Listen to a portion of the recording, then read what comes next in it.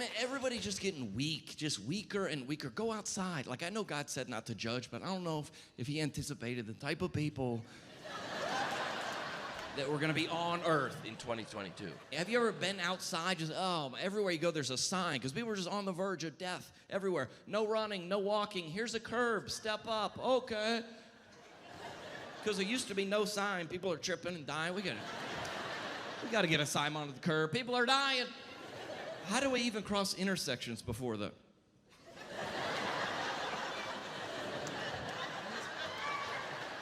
We just had to look and guess?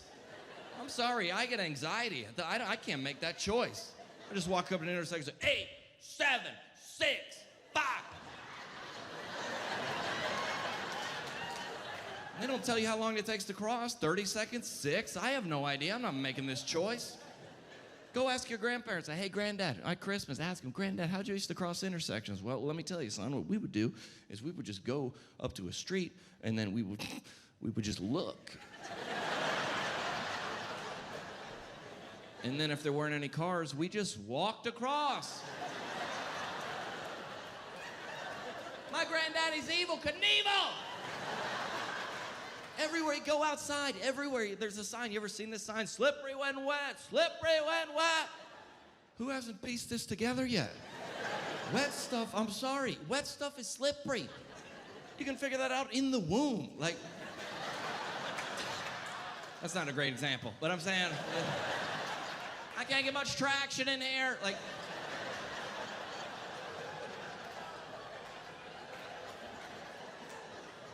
people just on the verge of death. You ever seen the sign on the railing at the mall? Attention, do not lean on the railing. Why is that there? Somebody must have. You gotta get a sign on the railing. People are dying outside of Foot Locker. Hey, you ever crossed like a train track? Like a simple train track should be very easy. It's like 500 yards out, train track approaching, 100 yards out, train track approaching, 50 yards out, train track approaching, 25 yards out, train track approaching. There's a ding, ding, ding, there's a horn, there's a gate, there's a light, there's a siren. If after all that, you still get hit by a train, God's will has been done in your life. I'm sorry. I'm sorry. You were sent as an example to others. I'm sorry. Everywhere you go, it's like my buddy like texted me the other day. He was at the zoo with his kids. He saw a sign at the gorilla cage that says, "Attention, no kids in the gorilla cage." Because you know what I'm talking about? A couple years ago, that kid got in there, and then they shot the gorilla. Yeah, they shot the gorilla. The gorilla. What? Listen, the gorilla was at work. It was Tuesday afternoon at 1:30. He was clocked in. He was where he was supposed to be. He just comes out every day to...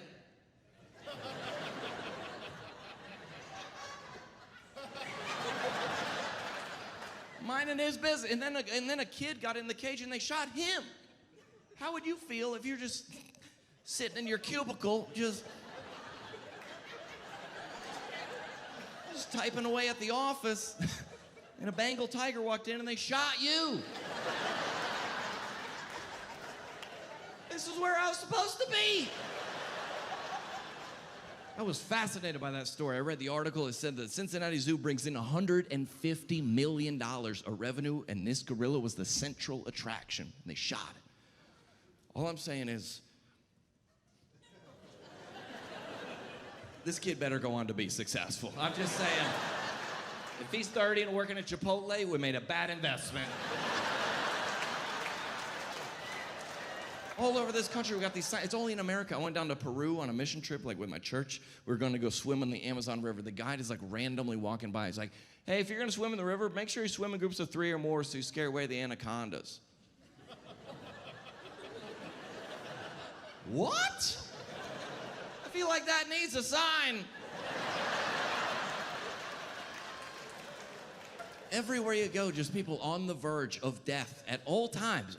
There's a phone app that came out recently, very popular. It's a breathing app. All it does is it goes inhale, exhale, inhale, exhale. It's saving lives. We got signs up all over this country trying to keep people alive that should be dead. I'm sorry. I love Jesus, but we got to take some of these signs down and start weeding some people out, really. That's why I hope we don't have to go to war. I hope we do not have to have a war. Well, I think that everybody knows, we can all agree that America has got the best military on planet Earth. We can all get behind that. But, listen, Linda, listen. Stupid. Linda, listen. No, listen, Linda. If you don't get that, ask somebody else. That's dumb. We got the best military on planet Earth, but imagine if we had to have a draft. With this group of 18 to 25-year-olds we got running around this country, it's a bunch of life coaches and bloggers. We'll help. I don't want to get my shoes dirty. You ever been shot? No, I've been triggered. Okay. It is over, dude.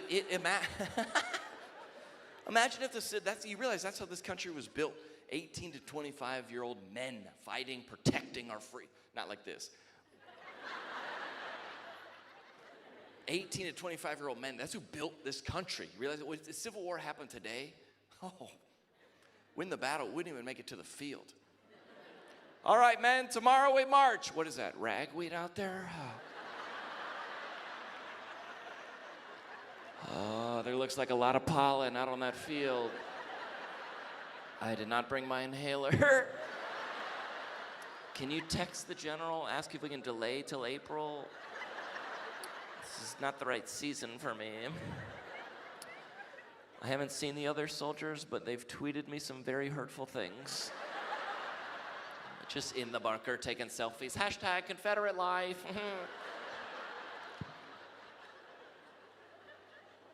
They'll be like, all right, man, tomorrow we march. You need a shield? No, I'll just use essential oils. Okay. People are naming their kids all kind of crazy names. I just think if you're going to name your kid a weird name, name him something racially neutral. You know what I'm saying? You don't give away the race of the baby before you meet him. It's going to cause the kid problems later in life. Just hear me out, okay? Everybody tense up, okay? Just calm down. He was like, where is he going with this one? I'm not sure. I'm just saying, if you got one spot left on the basketball team and your two choices are DeAndre and Caleb, Caleb ain't making that squad. Racially neutral name. Like, if you're setting me up on a blind date and my two choices are like Esmeralda and Amber, who do you think I'm going with? Wrong, Esmeralda. Ambers are always crazy. Ambers are always... Everybody knows a white girl named Amber that's crazy, okay? Esmeralda would take you to a restaurant you never heard of. Amber will stab you in the parking lot, okay? Watch your back. Watch for Amber. This is true. I must have told a joke. It was across the line the other day, and the bartender, when I was leaving, he goes, hey man, you better walk out the back. There's somebody in the parking lot waiting for you. I was like, what? Who is it? He goes, I didn't know, but he said his name was Cody. I ain't worried about no dude named Cody. What's he gonna do, slap me with a sandal? We're good. It's 10:30 at night and Cody's a vegan. He's out of energy. Okay, we're fine. We're fine. What's he gonna do, chase me in his Prius? Okay. Cody. Just saying, the name gives it away. You know what I'm saying? My name's John. And I asked my parents, I said, why'd you name me John? They said, it's a Bible name. It's a Bible name. We thought if we named you a Bible name, maybe you'd be a good kid. No. Parents, listen up, very important. Just because you name a kid a Bible name doesn't mean he's going to be a good kid, okay? I'm not positive. Again, I'm not positive, but I'm pretty sure in 6th grade a kid named Jesus stole my bike.